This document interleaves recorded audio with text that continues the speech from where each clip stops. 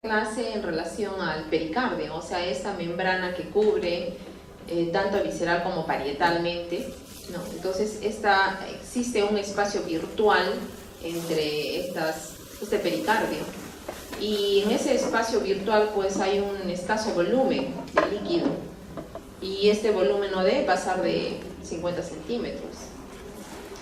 Y eso va a permitirnos pues ver la clase de hoy, ¿no? Hoy estaremos viendo qué síndromes pericárdicos vamos a encontrar y que van a conllevar a una serie de fallas de nuestro corazón, llevándolo pues a la insuficiencia cardíaca.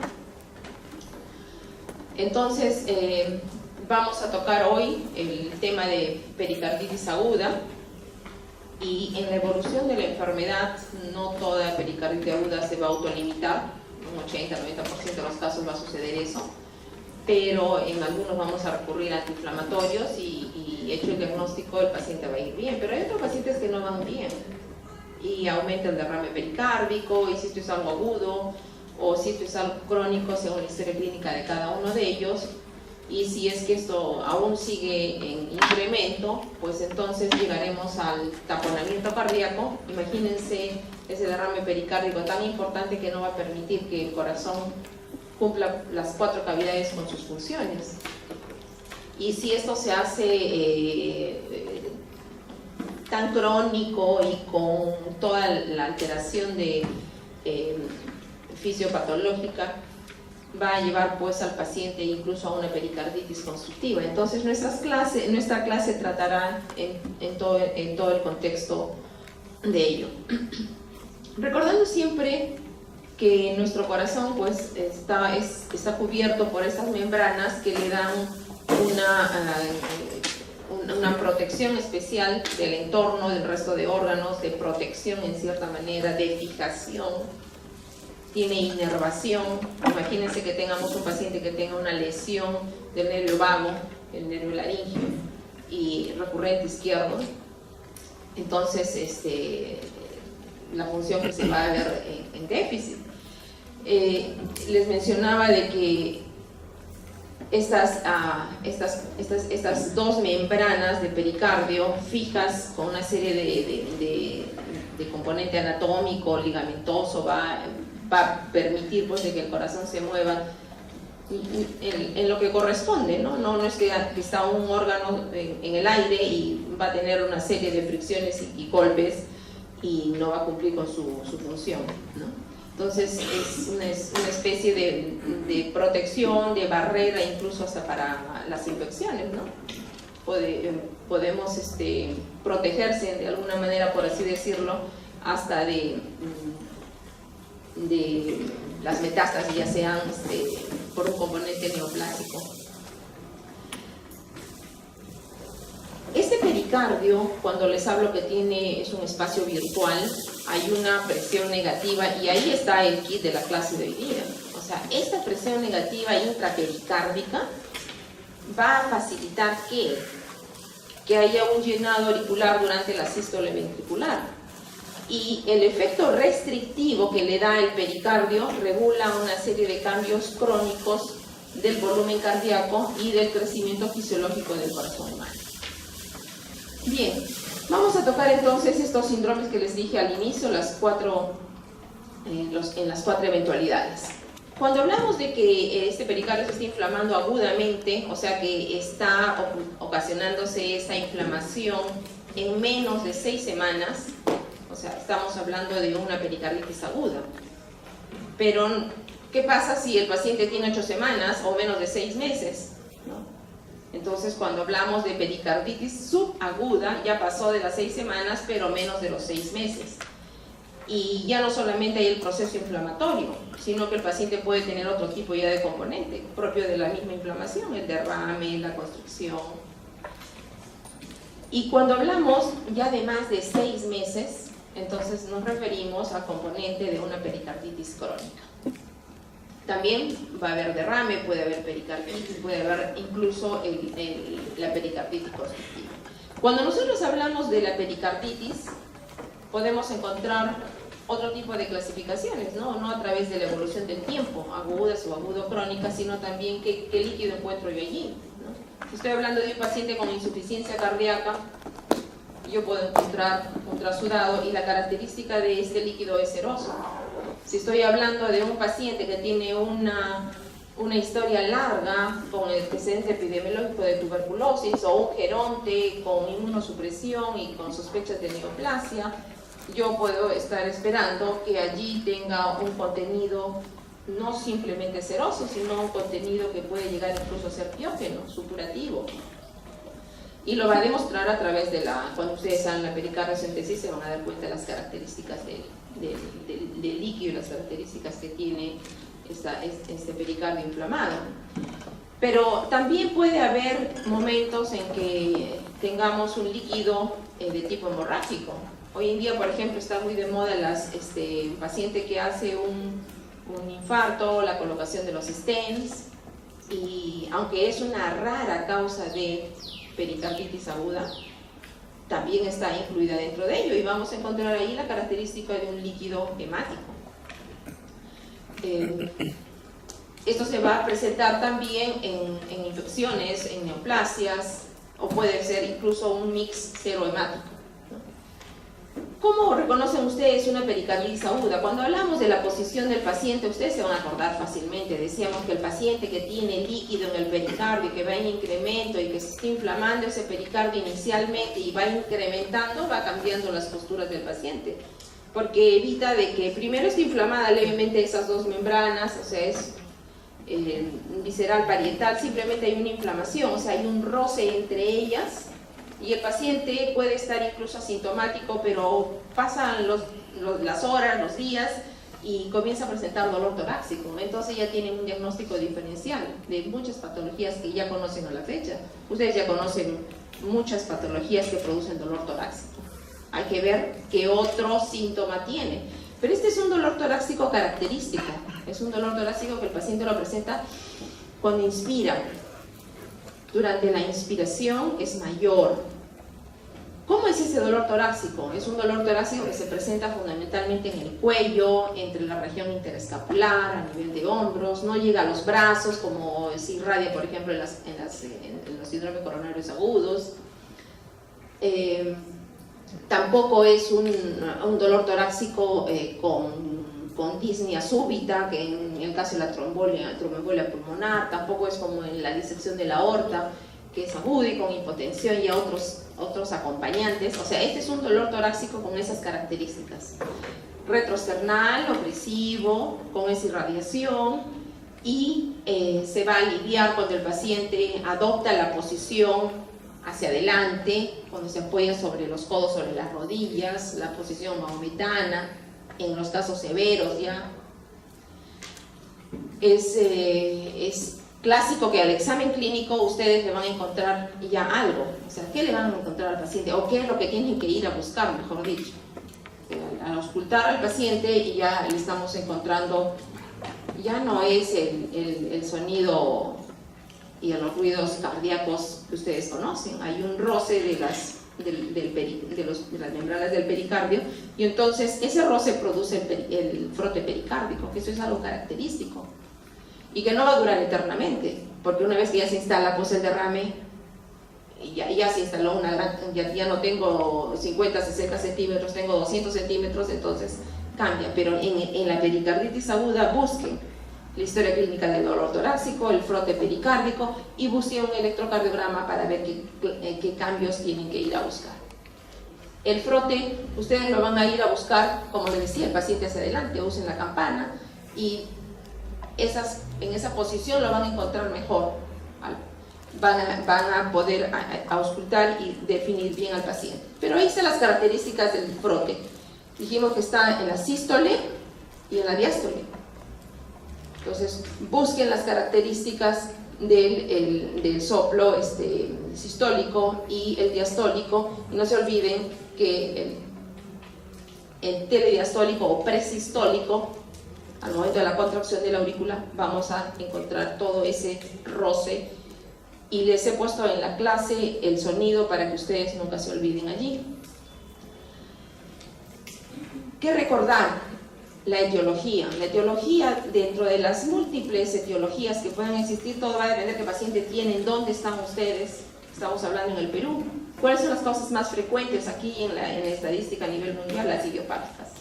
80%, 90% en algunas estadísticas son causas idiopáticas. Las asocian generalmente a problemas virales, a problemas autoinmunes. Pero si estamos hablando de una historia como un paciente con antecedentes del abuelito o el papá que tiene TB y tiene 6 meses ya de tratamiento y no mejora, y ya tengo un paciente con estas características clínicas, no dejo de pensar en la posibilidad de una tuberculosis. O si tengo un inmunosuprimido o ya tiene una neoplasia de fondo, no dejo de pensar que esa sea la causa, ¿no? Entonces, buscar siempre todas las causas que podamos tener al alcance, infecciosas. Hablábamos de problemas cardíacos, ¿no? No dejar de pensar en un paciente que tenga, por ejemplo, un infarto y en la fase inicial, o a las 2 semanas en un síndrome de Dressler, cuando no solamente se acompaña de pericarditis, sino también va asociado de otras manifestaciones del líquido, como son pleuritis, neumonitis. Entonces hay que tener claro la historia. Pero también puedo tener un paciente que ya tiene insuficiencia renal crónica, que tiene hiperuricemia, o que tiene una neoplasia de fondo, o que está recibiendo radioterapia, o enfermedades del colágeno. Como siempre les menciono en las clases, a veces hay una forma más didáctica de poder grabar las cosas. Entonces, la causa idiopática es la más frecuente. En el up-to-date, las infecciones, no solamente pensar en las virales, el Coxsackie, virus tipo B. También, si tengo por delante una historia de un paciente con HIV, con hepatitis o con alguna enfermedad, hace poco vi varios pacientes con varicela, rubiola. Entonces, tener el diagnóstico diferencial. No olvidarse de los componentes bacterianos, ¿no? Pacientes que están con componentes de uso de vías inyectables, ¿no? En procedimientos, colocaciones de marcapaso, colocaciones de stent. No dejo de pensar, estará metido por allí una bacteria, un estafilo, otras bacterias. No dejo de pensar tampoco en los pacientes inmunosuprimidos o por la ubicación, los hongos, los parásitos. Entonces, evaluar si el paciente tiene una neoplasia primaria o secundaria, evaluar si el paciente tiene un componente cardíaco como los que les había mencionado, ¿no? Ya sea porque es una inflamación de pericardio aguda, o a las 2 semanas ya por el problema del Dressler, o si hay además otro componente adicional, no solamente el pericardio sino el miocardio. Entonces vamos a tener que pensar en los diagnósticos diferenciales, ¿no? Y los traumáticos, las iatrogenias y los autoinmunes, ¿no? No podemos olvidarnos de los autoinmunes. ¿Cuántos pacientes hemos visto? De lo que yo recuerdo de toda la larga carrera ya mía, pacientes hemos visto muchos con lupus, con problemas pericárdicos. No nos olvidamos dentro de las artritis reumatoideas, los pacientes metabólicos. En los metabólicos, el hipotiroideo, los pacientes con uremia. Un uso de drogas también, hacer la búsqueda, qué medicamentos me pueden conllevar a ello, ¿no?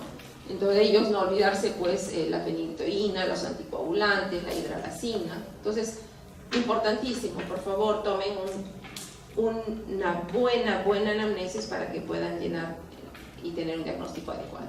Les decía que ya la historia clínica es clara. Entonces, paciente con dolor torácico y ya me está dejando planteamientos, pero los cambios electrocardiográficos van a pasar por 4 estadios en el transcurso del tiempo. ¿Cuál es la diferencia o qué hallazgo espero yo encontrar si yo tengo un dolor torácico y digo, bueno, esto puede ser un infarto o pues un problema coronario agudo, y por qué no una pericarditis? Entonces, en el electrocardiograma tengo que ir a buscar 4 datos muy importantes. Uno, la depresión del PR, les señalo acá. Miren acá el PR descendido, la elevación del ST, pero fíjense bien acá la concavidad típica del paciente que tiene una pericarditis, que es distinto a lo que yo voy a observar en el paciente que tiene un infarto. En el infarto hay una convexidad, no hay esta imagen acá cóncava, sino hay una convexidad. Hay una elevación de la onda T, la T es positiva. Además, se presenta en todos los vectores. Ustedes vean aquí, miren, estamos en D2, pero miren acá, B2, B3, B4, B5, B6, todos tienen esa imagen de ST elevado. y con esa concavidad. ¿En cuáles no aparece en la pericarditis? En ABR, en B1. Y si eso hubiese sido un infarto, entonces aparecería en el segmento que está comprometido ese vaso que se ha obstruido. Entonces, una diferencia muy importante. Dijimos que pasa por 4 estadios. El primer estadio son esas 4 características que ustedes tienen que ir a reconocer. ¿Qué pasa en el segundo estadio? En el segundo estadio pasan los días y el paciente comienza a presentar en el electrocardiograma retorno del ST a la línea basal y la onda T está ya aplanada. En el estadio 3 la onda T se invierte. Entonces nosotros tenemos que tener mucho cuidado y observar bien, porque en estas derivaciones solamente hay que la T invertida. Cuando yo encuentro un electrocardiograma días posteriores que me hizo la consulta del paciente, estoy pensando también, ¿y por qué no puede ser un problema de angina, T invertida? Pero ojo, observen esto, está presente en la mayoría de las derivaciones, pero no está asociado a otros hallazgos, como por ejemplo la onda Q. Y en el estadio 4 regresa todo a lo normal. Entonces, ahí están las características que ustedes tienen que recordar. ST elevado cóncavo, IT positivo y PR deprimido. En el estadio 1, retorno del ST a la base y el T aplanado. El 3, la T invertida, y el 4, resolución de la T invertida. Entonces ya tienen todas las características clínicas, la característica electrocardiográfica. Tienen que pensar en otras complicaciones que puedan venir en el camino si yo no... ¿Cuánto tiempo pasa entre estadio y estadio? No hay un tiempo definido, porque no se olviden que la pericarditis vamos a encontrarla desde que aparece hasta 6 semanas. O sea, el electrocardiograma no te puede decir con solamente el electrocardiograma esto tiene 2 semanas de evolución. No hay un tiempo definido. Puede pasar días, semanas, hasta llegar a ese tiempo de 6 semanas, si estamos hablando de algo agudo. Pero si estamos hablando de algo subagudo o crónico, entonces esperamos encontrar esto en el transcurso de la evolución de la enfermedad. Pero siempre estar al tanto, como les menciono, porque tenemos que hacer diagnósticos diferenciales y no esperar a que de una pericarditis aguda me vaya pues ya a un derrame pericárdico, que sería la siguiente complicación que yo espero. Y si no la logro diagnosticar, el taponamiento y por último la pericarditis constructiva, ¿no? En toda la clase les vengo haciendo diagnósticos paralelos para hacer los diagnósticos diferenciales. Porque dolor torácico, ¿y por qué no es infarto de miocardio? La historia clínica les está dando. ¿Y por qué no pensar tromboembolia pulmonar, o pensar en neumonía, o pensar en disección aórtica? Todo es, la historia clínica nos está dando. ¿Y qué hago ahora con el tratamiento de mi paciente? Les decía al inicio de la clase, el 80-90% de nuestros pacientes se autolimitan, pero hay un grupo de pacientes que necesitamos ayudarles a desinflamar ese pericardio, entonces usaremos antiinflamatorios. Por supuesto, haciendo la pregunta, ¿es alérgico a algo? 1, 2, tiene historia de hemorragia digestiva, tendré que usar bloqueadores de bombas si es que voy a utilizarlo, y ver cuál es el menos gastrolesivo, ¿no? Puedo usar desde una aspirina, ¿no? Desde 500 a 1 gramo de fraccionada en 3 tomas, puedo usar un ibuprofeno de 600, 800 miligramos fraccionado en 3 tomas, puedo utilizar un naproxeno, o sea, ¿cuál antiinflamatorio el que ustedes vayan a escoger? En el camino, esto no está yendo bien, puedo utilizar otros antiinflamatorios, otros narcóticos, colchicina a dosis de 0.6 a 1 miligramo por día, de 10 a 14 días. Evitar en lo posible no utilizar corticoides, y si lo usan por la necesidad de no pasarse de 1 o 2 días, es lo más indicado. Cuando hablábamos al inicio de la clase dijimos tener presente el volumen fisiológico que uno tiene,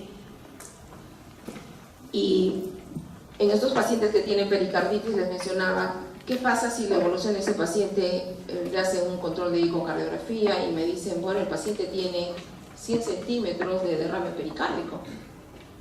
Entonces estamos hablando ya de un mayor volumen al valor normal.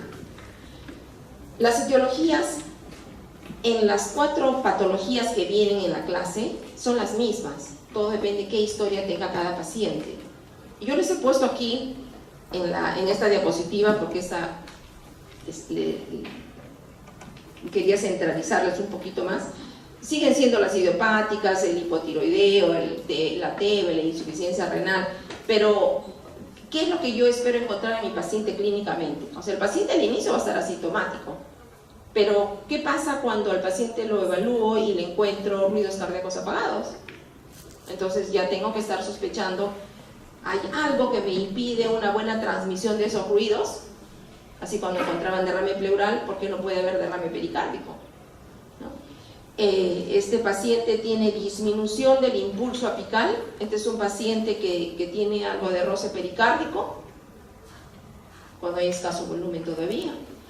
Y si le tomo una radiografía y encuentro que la silueta cardíaca ya tiene algunos cambios, hay una imagen de derrame, porque hay borramiento del seno cardiofrénico, o porque hay una rectificación de la silueta cardíaca hacia el lado izquierdo, o porque ya hay un aumento de la cavidad del corazón, estoy con insuficiencia, con cardiomegalia, y puedo encontrar incluso términos que le colocan, ¿no? Es un corazón en tienda de campaña, es un corazón como una cantimplora que tiene la base ancha, y si le hago tomar una ecocardiografía me sirve porque tengo que con ello complementar cuánto de volumen hay, qué características tiene, esto es algo agudo, esto es algo crónico.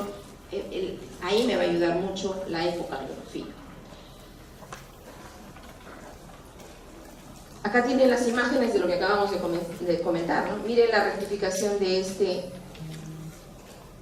esta silueta cardíaca, miren las características, que hay borramiento ya y no solamente borramiento del seno cardiofrénico, sino también la cardiomegalia. Aquí hay una silueta cardíaca mucho más grande. Y acá está la imagen de la ecocardiografía, ¿no? Miren aquí la aurícula izquierda, el ventrículo izquierdo, y por fuera miren PE, que es la efusión pericárdica, pero es una efusión pericárdica que va en todo su entorno.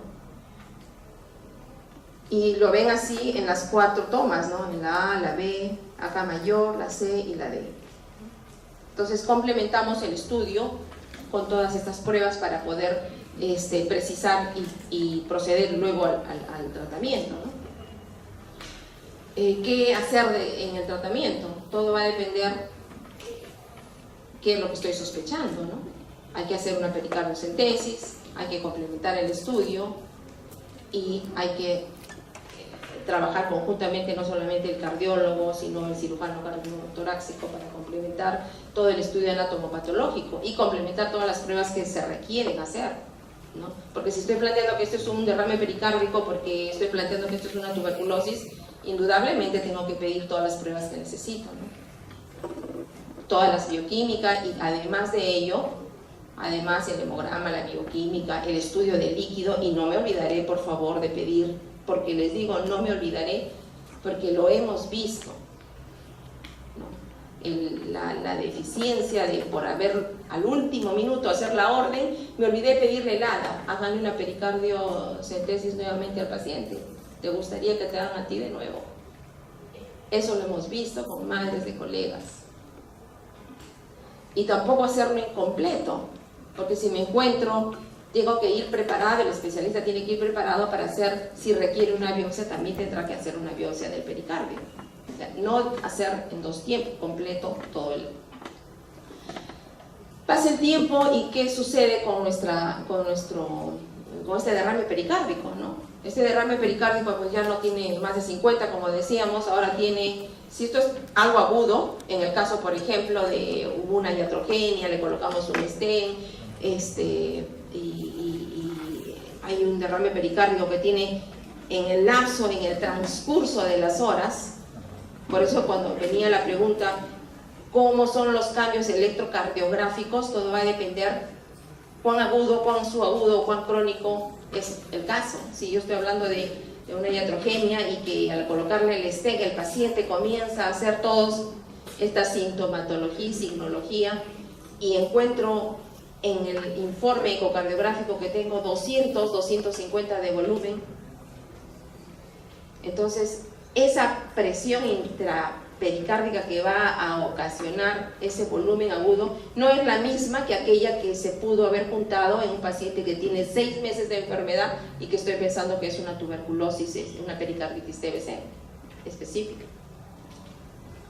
Entonces, todo va a depender qué velocidad de instalación tiene este volumen que se está presentando allí, ¿no? ¿Qué grosor tiene qué grosor cardíaco tiene? ¿Qué volumen es el que encuentre? ¿Y qué distensibilidad? Porque hemos dicho que este pericardio sirve para que mi corazón pueda movilizarse activamente en mis 4 cavidades y le puedan llenar adecuadamente las cavidades auriculares durante el vaciamiento pues, de esos ventrículos. Todas las cavidades se van a activar en ese momento. Entonces, esa distensibilidad va a depender mucho de si yo tengo 1 litro en ese pericardio o si yo tengo 50. Indudablemente el que tiene 1 litro en 6 meses se ha adaptado mejor ese pericardio. Al que tiene 250 en 1 hora no le ha dado tiempo a resolver, y por eso es que llegamos a la fase aguda y tenemos que, el tratamiento nos urge y definir con un hallazgo para poder hacer la solución de ese taponamiento. Entonces, y los síntomas, por eso comencé la clase, no, la insuficiencia cardíaca, porque vamos a encontrar una serie de síntomas en nuestros pacientes anterógrados y retrógrados de acuerdo a lo que estamos la función de cada una de las 4 cavidades de nuestro corazón, ¿no? Síntomas anterógrados, ¿qué vamos a encontrar? Yo espero que se produzca una contracción ventricular, se aperture la aorta y se produzca una sístole adecuada y se tenga un buen gasto cardíaco. Pero si yo tengo este taponamiento cardíaco, entonces, ¿cómo va a ser mi gasto cardíaco? Lo espero que esté disminuido. Y si tengo gasto cardíaco disminuido, ¿cuánto va a llegar a mis riñones? ¿Cuánto va a filtrar? Entonces mi paciente va a estar orinando poco. Otra pregunta sería, ¿está orinando? No, no orina 6 horas. Tengo oliguria. Este paciente está con 90-50, está con hipotensión arterial. Este es un paciente que tiene un pulso paradójico. Si yo tengo un taponamiento y una presión tremenda sobre ese ventrículo izquierdo, imagínense cuando se produzca la diástole, la poca cantidad de sangre que llega, y entonces ¿qué va a inyectar? Va a inyectar poco. ¿Y cuánto de sangre va a llegar a mis arterias periféricas? O sea, ¿qué pulso pienso yo encontrar? Durante la inspiración se va a producir lo que se conoce, pues, el pulso paradójico. Hay un descenso ¿de qué? De la presión arterial sistólica de más de 10 milímetros de mercurio, porque lo normal es menos de 10. Y en ese tiempo yo voy a encontrar un pulso alternante, ¿no? ¿Y qué síntomas retrógrados yo voy a esperar? Por eso decíamos, hay componentes sistémicos y también pulmonares. Retrógradamente, hacia la cavidad derecha, que voy a encontrar todos los signos de insuficiencia cardíaca derecha: incurtación yugular, reflujo hepatoyugular, edema, puede haber ascitis, incluso puede haber el signo de Kussmaul, ¿no? Entonces el paciente inspira y hay una exacerbación de la prominencia del pulso venoso yugular. Se desarrolla entonces por un derrame pericárdico de cualquier causa de todas las que les he mencionado, y que está comprimiendo el corazón y no le permite pues que realice su función. Y esto es y otra cosa, si uno grafica el pulso venoso, entonces decíamos, si ustedes recuerdan, el pulso venoso hay las 3 ondas ACB, pero también hay 2 valles, X, Y. ¿Se acuerdan que el valle X es cuando se produce la sístole y el valle Y en el momento de la diástole? Entonces, imagínense en este paciente que tiene todas esas características ya de insuficiencia cardíaca derecha, ¿cómo van a encontrar la onda, el valle X? Hay una depresión del pulso venoso magnificada de ese valle X. El taponamiento cardíaco entonces pasa por diferentes fases: fase 1, fase 2, fase 3, y en estas fases, inicialmente en la fase 1, están ambas presiones, ¿no? Las presiones de llenado ventrículo izquierdo, ventrículo y ventrículo derecho son mayores que la presión que ya está incrementándose a nivel intrapericárdico, pero en la fase 2 ya este incremento está por encima del llenado del ventrículo y por lo tanto ahí ya comienza la caída del gasto cardíaco. Y sigue avanzando y se equilibran las presiones y por lo tanto hay una caída mayor del gasto cardíaco. Por lo tanto, un paciente con taponamiento cardíaco, ¿qué le van a ir a encontrar? Ahora sí, la triada. Tanto hemos hablado, pero vamos a concluir. Este paciente tiene bajo gasto cardíaco, entonces la presión arterial, ¿cómo está? Está baja. ¿Cómo está? Hay incurgitación, hay una elevación, hay incurgitación yugular. Lo van a ver ustedes fácilmente. Y este es un paciente que, imagínense con esa cantidad de agua, de taponamiento cardíaco, cómo va a estar con los ruidos cardíacos totalmente apagados, un corazón que ya no puede ni moverse. Y esta es una gráfica de lo que les decía hace un momento. No es lo mismo que yo haya pasado 6 meses y mi volumen lentamente de derrame pericárdico ha ido un incremento gradual. Entonces la presión intrapericárdica va acomodándose lentamente, a diferencia de algo agudo, que con tan solo 200 de volumen, miren el incremento tan marcado de esa presión intrapericárdica.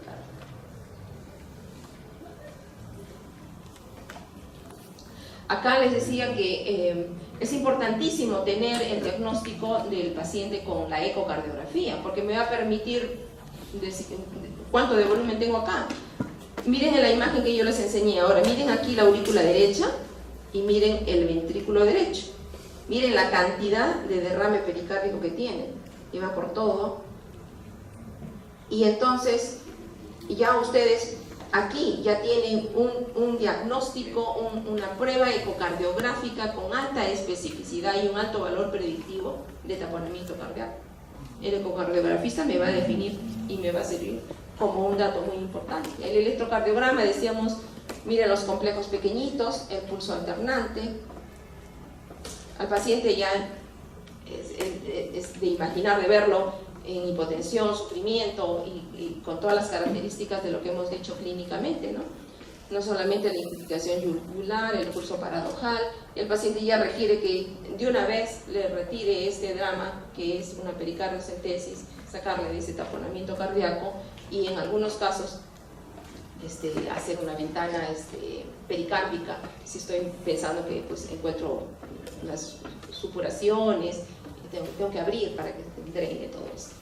Y por último, terminando con la pericarditis constructiva. Ahora sí, ese proceso inflamatorio agudo que ya conocen ustedes de las serosas se convirtió en algo crónico con engrosamiento de ese pericardio. Imagínense todo el proceso fisiopatológico que hay en el transcurso del tiempo. No solamente se forman granulomas, se va a engrosar el pericardio, se va a volver rígido,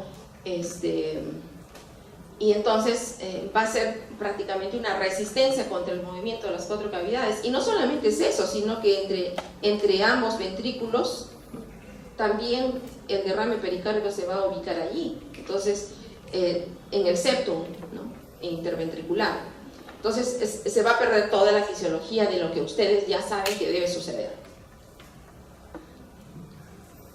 En la pericarditis constructiva, entonces, este pericardio con todo el depósito de fibrina, el engrosamiento de ese pericardio, si yo no soluciono, tan solo he visto a un paciente de 18 años que venía con toda una historia en el transcurso de una historia larga, pero en el transcurso que llega en horas de la hospitalización, se le tuvo que someter a una pericardiocentesis, una pericardiotomía, para poder liberar ese corazón. Era una pericarditis constrictiva tuberculosa, ¿no? Porque lo encierra el corazón de tal manera que lo pone pues rígido y no permite que cumpla su función. Esto es muy importante. Les decía, ¿qué es lo que sucede con nuestras cavidades? Hay una reducción de llenado diastólico de todas nuestras cavidades y con elevación de la presión diastólica. Y por eso es todos esos signos que les hemos mencionado. Las etiologías igual, chequeen bien toda la historia de sus pacientes. Siempre hacer diagnósticos diferenciales. Evaluar si el paciente tiene un taponamiento cardíaco, ya saben cómo hacer ustedes la búsqueda de su triada. Busquen si hay enfermedades valvulares, busquen si hay una miocardiopatía restrictiva, Busquen si es que tiene insuficiencia cardíaca derecha como diagnóstico diferencial. Y en la clínica ustedes tienen que ir a buscar todo lo que hemos hablado. Toda la congestión venosa, sistémica y pulmonar por incremento de las presiones venosas yugulares. El pulso paradojal aquí ya no es común, ¿no? ¿Y qué voy a encontrar en el electrocardiograma? El QRS de bajo voltaje y la inversión de la onda T. En la clínica van a ir a buscar dilatación de la yugular, incluso pueden ver ahí sí el signo de Kussmaul, que es muy importante durante la inspiración, y busquen todo lo demás del lado derecho, ¿no? Toda la congestión que yo puedo encontrar, desde hepataje, hepatomegalia, el pulso hepático, la citis, verse y edema periférico.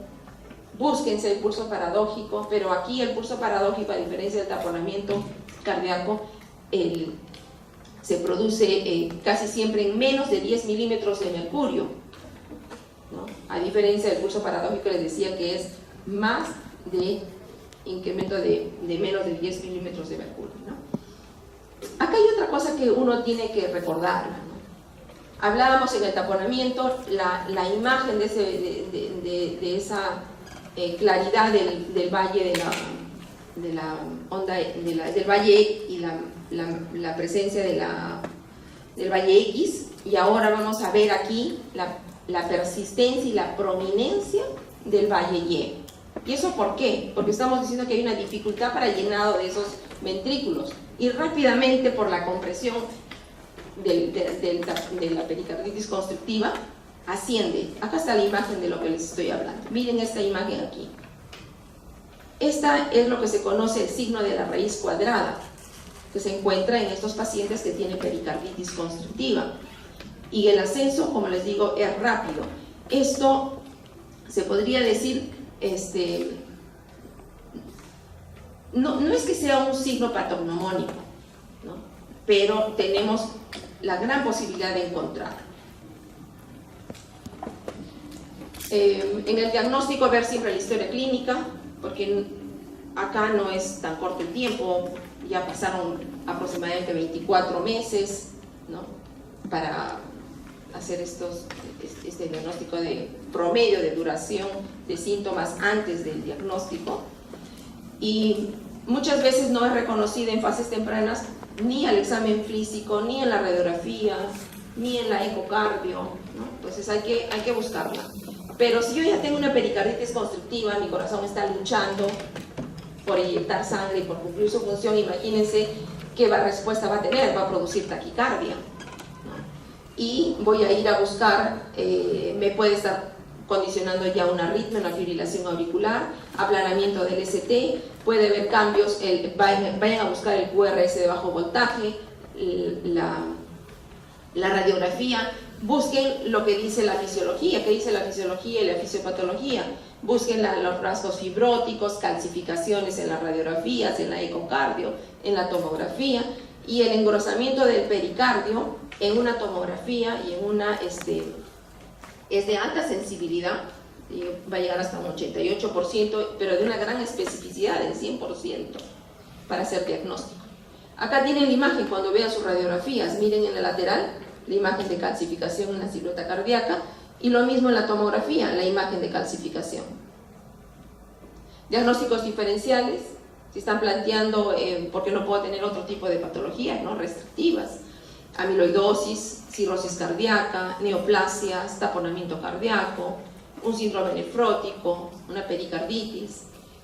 Esto simplemente quiero que recuerden la importancia que tiene la ecocardiografía para definir cuánto de volumen tiene, cómo es ese pericardio, qué características tiene, y me va a ayudar para que el especialista pueda decidir qué hago. ¿Es basta solamente la pericardiocentesis, hay que hacer una cardiotomía, o simplemente hay que hacer tratamiento médico? Esto simplemente es para ya la especialidad, ¿no? Pericardiocentesis es cuando tengo un taponamiento cardíaco, cuando tomo la biopsia, cuándo debo hacer una pericardiotomía. Tener mucho cuidado en el tratamiento del paciente, que eso es lo que les compete a ustedes, porque lo otro es del especialista. Pero si me llega la guardia, entonces tengo que actuar rápidamente y tengo que mucho cuidado, está con signos de insuficiencia cardíaca derecha, pero mi diagnóstico es una pericarditis constrictiva. Doctor, buenas tardes. Entonces, cuidado, no solo restringo volumen, sino también tener mucho cuidado, no se me vaya a ocurrir a usar diuréticos y abusar de ellos, ¿no? Porque todas las complicaciones que van a venir. Cuidado con el uso de los beta bloqueadores, de los calcio antagonistas, y especialista al lado nuestro, porque si no tiene conocimiento solamente el cardiólogo y no el cirujano de tórax, entonces todas las complicaciones que van a venir. En esta tabla les puse todas las dosis de los antiinflamatorios y al costado les puse tiempo de promedio, ¿no? De 1 a 2 semanas y con chequeo no solamente clínico, sino también marcadores de proteína C reactiva para ver, estamos ya con un marcador en bajada y poder hacer el seguimiento adecuado y en qué momento retiro, a la semana, a las 2 semanas del tratamiento. Esta es una imagen igual a la que les enseñaba cuando un paciente agudamente sufre de un problema iatrogénico y tiene un taponamiento cardíaco agudo, a diferencia de un crónico. Igual en el tratamiento, por ejemplo, de un paciente como de un problema agudo, estoy disminuyendo una pericardiocentesis y cómo baja la presión intramiocárdica rápidamente, a diferencia de aquel paciente que tiene una patología crónica. La bajada es casi imperceptible. Y acá es una gráfica de lo que les mencionaba, ¿no? Cuando busquemos el pulso paradójico durante la inspiración. Ese pulso alternante, esto es igual, esa no, otra imagen durante la inspiración del pulso paradójico. Bueno, espero que les haya servido la clase. Y como ven es fácil, solamente hay que tener un poquito de orden nada más.